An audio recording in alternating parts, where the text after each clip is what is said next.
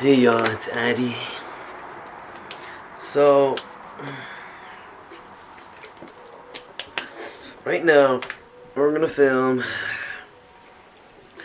a dragon fruit review, or tasting. So, I have these yellow dragon fruit.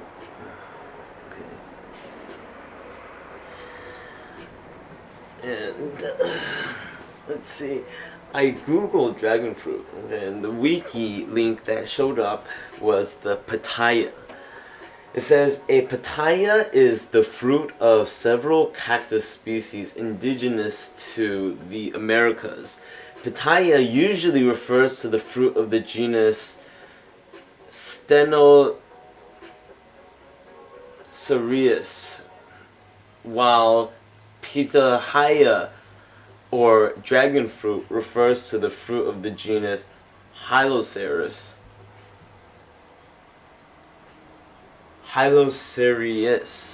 Okay, Hylocereus. In Chinese, we call the Hylocereus fruits 火龙果, which translates into fire dragon fruit. Usually, the normal dragon fruit that we see are pink or red with green leaves, and there's commonly two different varieties of those. The inside flesh is either white or pink. Okay, like dark red. Brightish, I don't know, it's a mix of red and pink, okay, because the colors sometimes differ. You know, it varies, I guess, based on the health of the fruit, or maybe how long it's ripened, or I don't know, number of growth factors. But what's special about the yellow dragon fruit is that it's not quite the same genetically to the red or white flesh ones. See, the fruit of the genus Stenocereus, okay, where is it?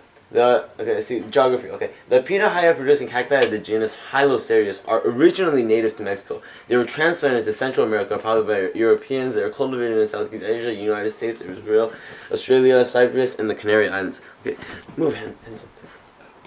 So the Stenocereus, it also produces, these are both cacti, and the Stenocereus, it's more like a long pillar-like cacti, and the Hylocereus is more vine-like. Okay?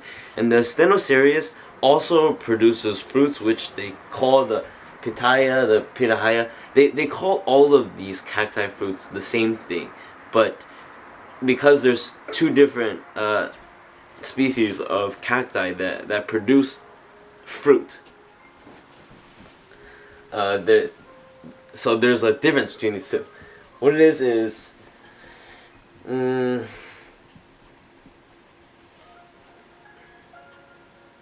it's the shape, the colors, and the skin. Okay, so the Stenocereus fruits has a wide variety of colors. The outside colors and the color of the inside flesh. It's like, it's got all sorts of colors, like the colors of the fucking rainbow. But for the Hylocereus, there's only these three kinds. And what's so special about this specific one, the yellow Hylocereus fruit, is that it's similar to the Stenocereus fruits in that when the fruit is growing, it has spikes like a cacti, you know, to protect itself from other organisms eating it, animals mainly. Okay. On the wiki, you see, it shows that there's dark red pitahayas, dark red dragon fruit flesh, and there's also pink dragon fruit flesh. There's white dragon fruit flesh, and this one is also a white flesh. So these yellow dragon fruits, they are commonly smaller than the red ones. They just don't grow as big, and they're much sweeter, and everything about it, everything about the flesh on the inside looks almost exactly the same, but the outside is where it differs. See, this one, it's the yellow. It doesn't grow.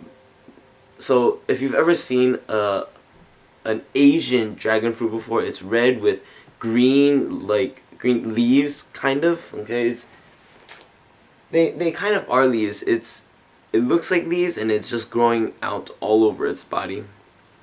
But the yellow one is much more like the Stenocereus, where it's just a round fruit and it has spikes, kind of like a cactus. And those spikes fall off when this fruit ripens. So,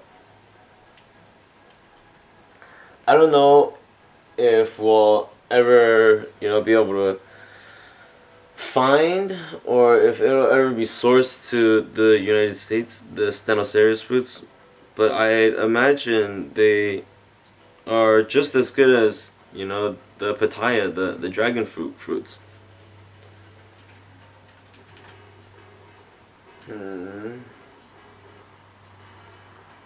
Okay. On the Hylocereus wiki, it says several species of cacti have large edible fruits, which are known as pitahayas or dragon fruits. So it's several Hylocereus and several Stenocereus. Okay, cool. Just a little background of history. Now let's get started. What happened was, my stepmom had just left the States to return to Taiwan to visit, vacation, whatever, for maybe a month. She goes like 2 to 3 times a year. She returns home to her home country, and she bought a bunch of these at the Asian supermarket here on the East Coast, in Washington DC. These fruits are almost up to $5 per fruit, and this fruit is maybe 2 pounds at most. I don't think it's even close to 2 pounds. But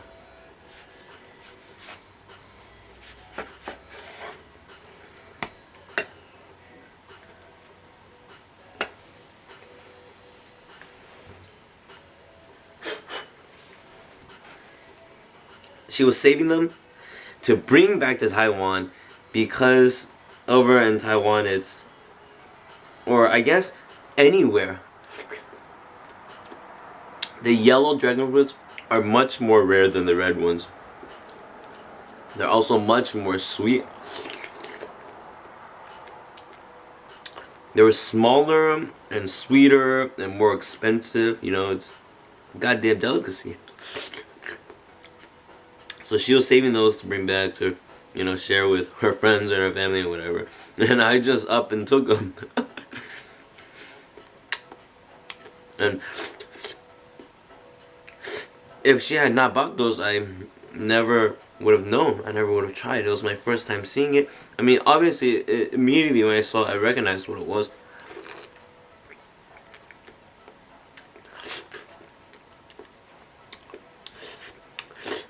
Despite it being the first of my ever seeing or understanding that there's such a thing, such a fruit, right? And after I tried it, I'm just fucking addicted. So these cacti fruits are native to the Americas, mainly Mexico. So even though they're so widely eaten and cultivated in Asia,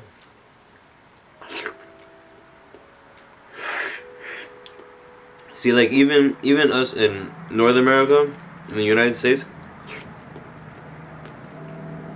we're neighbors to Mexico, but many of us will never you know, have the chance to eat the Stenoserius fruit ever in our life. Unless we go to Mexico City and look for it. Well, I'm sorry, I didn't video any of it. You see, it looks just like this, just like any other dragon fruit.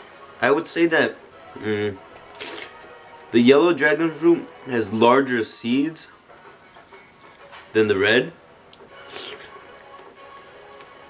And the flesh is like, it's more translucent. It's like more jelly-like than the red ones. The red ones, sometimes the white color of the flesh is very solid. Sometimes the red color of the flesh is translucent like this. But never are any of them nearly as sweet. If we were to compare the